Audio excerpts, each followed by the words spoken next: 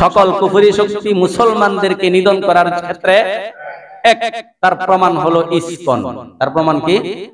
ISKCON. ISKCON কি শুধু হিন্দু নিয়ে গঠিত? হিন্দু একটা ধর্ম, বৌদ্ধ একটা ধর্ম, খ্রিস্টান আর একটা ধর্ম, না এক ধর্ম? কথা কয় না। আলাদা ধর্ম না এক ধর্ম? আলাদা ধর্ম। নবীর কথা আরো 1450 বছর আগে নবী বলেছেন প্রত্যেক কুফরি শক্তি এক, ইসলামকে নিধন করার জন্য। আজকে আমরা বাস্তবে দেখতেছি নাম হইল ইসকন। সেটা কি? হিন্দু, বৌদ্ধ, খ্রিস্টান ঐক্য পরিষদ। নবীজি বলছেন সকল কুফরি শক্তি ইসলামের বিরোধিতা করতে গিয়ে এক হবে। এক হইছে কিনা? নবীর কথা সত্য না সত্য? বাস্তবায়ন হয়েছে তো? হ্যাঁ, আরো বাস্তবায়ন হবে। আর ইসলাম, আমরা যারা মুসলমান, আমরা একটা ধর্ম নিয়ে পড়ে থাকতে হবে। আমাদের সাথে কেউ মিশবে না, কারণ ইসলামটা সত্য ধর্ম, এটাকে কেউ মেনে নিতে পারবে না। সকলের উদ্দেশ্য থাকে ইসলাম ঠেকাও। আর আমরা কি করি? আওয়ামী লীগে কো বিএনপি ঠেকাও, বিএনপি কো আওয়ামী লীগ ঠেকাও, আওয়ামী লীগে কো জাতীয় পার্টি ঠেকাও। এই ঠেকাও করতে করতে আর ধর্ম যে একটা আছে এটা মনেই নেই। ঠিক না ঠিক? ধর্ম যে একটা আছে এটা মনেই নাই। আমার দেশে কত আলেমরা জেল খেটেছে, আমার দেশে কত মুসলমানের প্রতিনিধিত্বশীল ব্যক্তিরা জেল খেটেছে, কারাগারে থেকেছে। কয়দিন এখান থেকে আপনারা কয়জন আন্দোলন করছেন মিয়া? মুসলমান না সবাই? মুসলমানের প্রতিনিধিত্বশীল ব্যক্তিরা জেল খাটছে, আপনারা কয়দিন আন্দোলন করছেন? সব তো আলেম উলামারা করছে, রাজনৈতিক ইসলামী দলের যারা ছিল এরা করছে। আর শতকরা 90% মুসলমান তো জান নাই।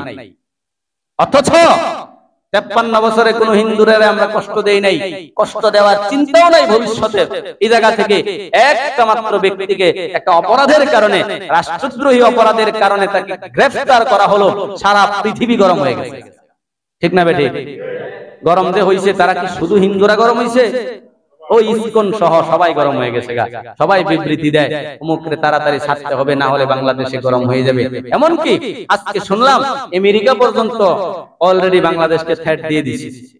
আপনি কি মনে করছেন? আপনি মনে করছেন খালি আওয়ামী লীগ আর বিএনপি, আর ওরা চিন্তা করে ধর্ম। ওরা তাদের ধর্মটাকে চিন্তা করে।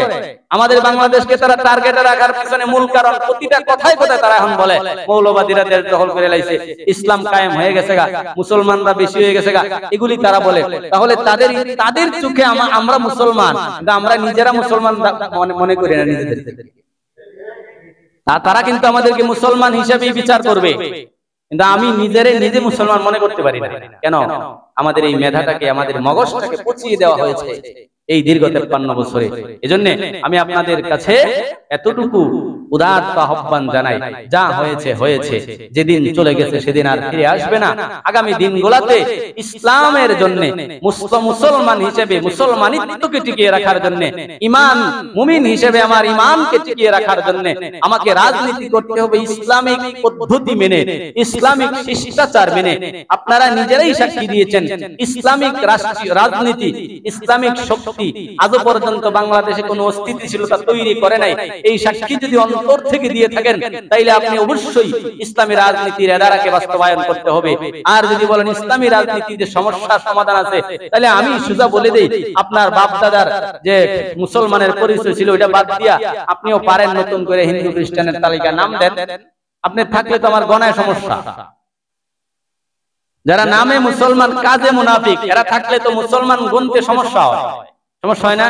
কারণ আমি আইডিয়া করি আমার শক্তি আছে 100 জন, কিন্তু পরে দরকারের সময় 10 জন, বাকি 90 জন নাই, তাহলে তো আমি তো এখানে এমনি পরাজয়। ঠিক না?